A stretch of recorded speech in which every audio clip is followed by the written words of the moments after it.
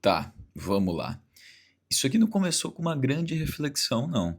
Começou comigo sentado no sofá de madrugada, jogando quieto e pensando: cara, eu devia estar aqui? Tem noites em que eu levanto da cama, vou para a sala e ligo o videogame. Minha esposa e minha filha estão dormindo, a televisão está sem som e a porta está fechada. E eu estou ali, sozinho, no sofá. Eu não estou incomodando ninguém. Mesmo assim, às vezes aparece uma pergunta na minha cabeça: será que eu deveria estar aqui? É engraçado porque ninguém me perguntou isso. Minha esposa não levantou para reclamar. Minha filha continua dormindo. E não existe ninguém parado atrás do sofá esperando uma explicação. Sou eu perguntando para mim mesmo.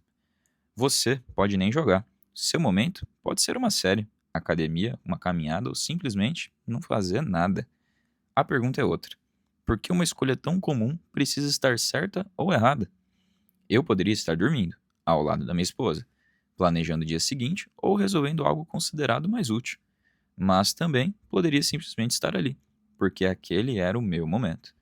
Antes que você pense, mas toda escolha tem uma consequência. Eu concordo, tem mesmo. Só que consequência e culpa não são exatamente a mesma coisa. É aí que a confusão começa. A gente se acostumou a imaginar que existe uma resposta correta esperando por nós em todas as situações, como se a vida fosse uma prova e em algum lugar alguém tivesse o gabarito. Dormir é certo, jogar é errado, trabalhar é certo, parar é errado, estar com a família é certo, querer ficar sozinho é errado. Só basta falar essas frases em voz alta para perceber que a vida não funciona tão bem assim. Bertrand Russell escreveu um ensaio chamado O Elogio ao Ócio. Ele escreveu ouvindo que mãos desocupadas sempre acabam arranjando o problema. A frase envelheceu, mas a desconfiança nem tanto. Era uma das provocações de Russell. Estar ocupado por si só não prova virtude. E trazendo isso para a nossa vida, aparece uma contradição. Trabalhar também pode ser uma fuga. Ficar com alguém sem realmente estar presente também pode ser uma forma de ausência. Isso não quer dizer que nenhuma escolha esteja certa ou errada. Quer dizer que o ato sozinho não entrega o veredito. Contextos, acordos e consequências também fazem parte da resposta. Então o problema não pode estar apenas naquilo que a gente escolhe.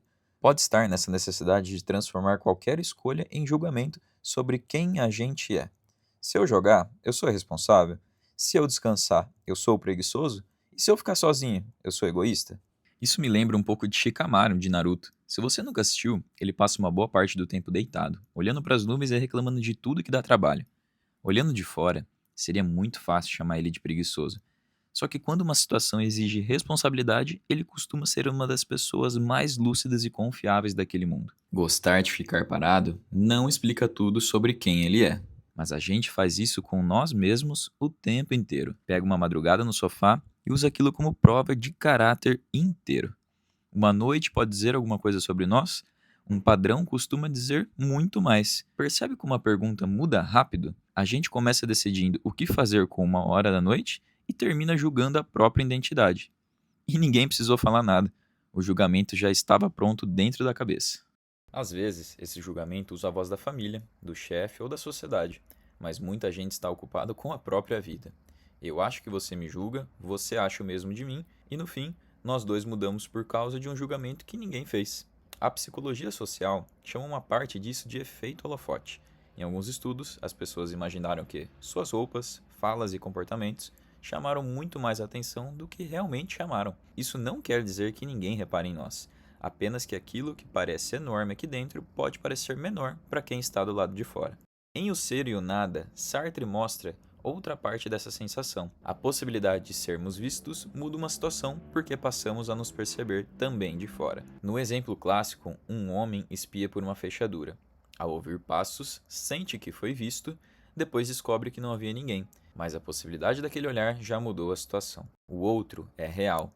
O julgamento que colocamos na cabeça dele pode ser criação nossa. Minha esposa pode estar dormindo, mas eu já imagino o que ela pensaria ao me encontrar na sala. Ela pode só olhar e voltar para a cama. Na minha cabeça já fez um julgamento completo. E eu começo a me defender de uma conversa que nem aconteceu. Isso parece em coisas simples. Você compra algo e prepara uma justificativa antes de alguém perguntar ou tira a tarde para descansar pensando no que deveria estar fazendo. É como se até os momentos que são nossos precisassem ser aprovados por alguém. É curioso como entendemos facilmente o tempo quando ele serve à empresa, à família ou alguma obrigação. Isso faz sentido. O estranho é quando sobra um tempo só nosso e ele parece entrar numa espécie de território suspeito. Se esse tempo é só meu, o que eu deveria fazer com ele? Preciso aproveitar? Preciso produzir? Preciso melhorar alguma coisa? Até o descanso começa a receber uma meta.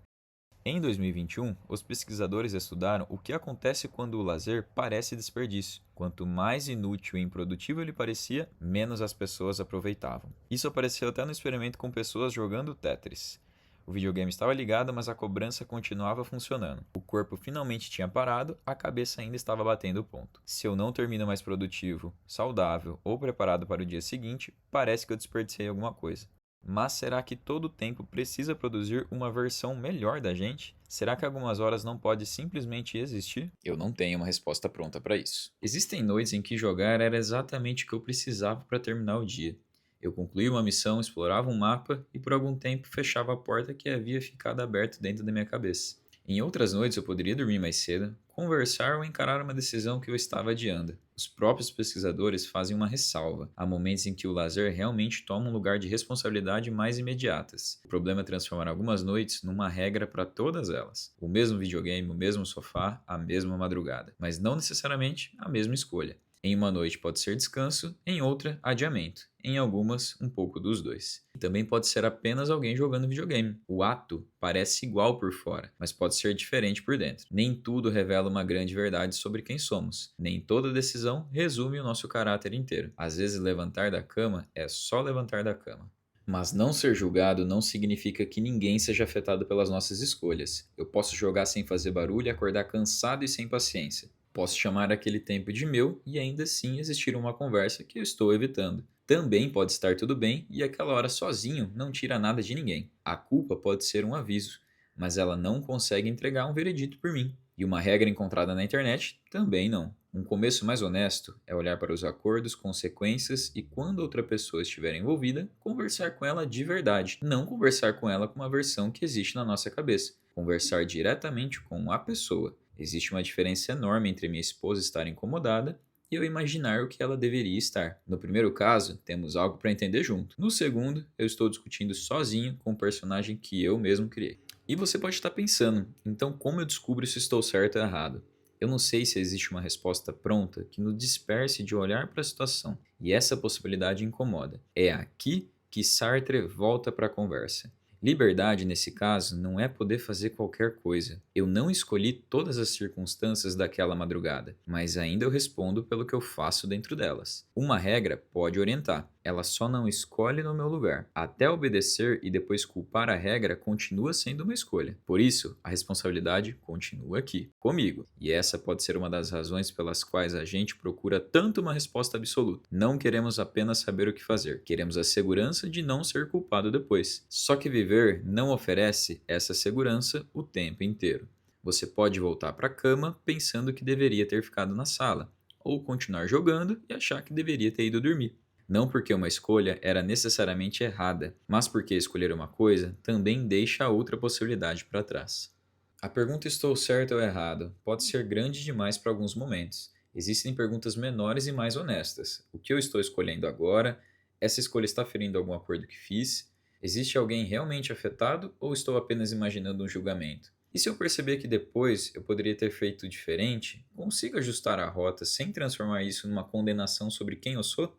Essas perguntas não entregam gabarito, mas ajudam a sair do tribunal, porque assumir uma escolha não significa ter certeza absoluta de que ela é correta. Significa tentar reconhecer porque você está fazendo e aceitando que precisa revê-la depois. Eu percebi que posso estar fazendo a pergunta errada, e eu fico tentando descobrir se levantar da cama de madrugada para jogar é certo ou errado. Mas certo ou errado para quem?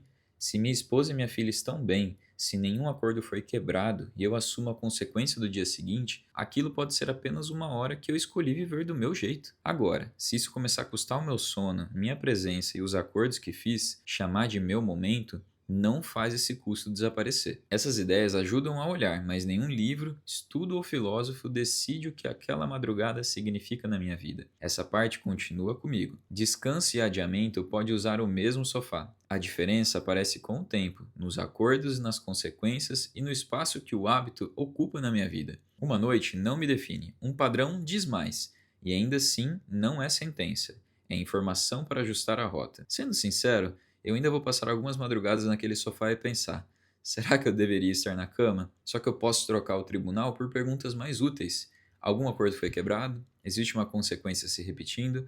Falta uma conversa? Em algumas noites, vou continuar jogando e em outras vou desligar a televisão e vou voltar para a cama. Não preciso sair de toda escolha com certeza absoluta. Preciso não usar a culpa para me condenar nem a liberdade para fingir que tanto faz. Porque o contrário de não ter um gabarito não é viver sem responsabilidade. É aprender a olhar melhor para a situação sem entregar a escolha para um juiz imaginário. Eu penso daqui, você pensa daí e a gente se encontra no caminho.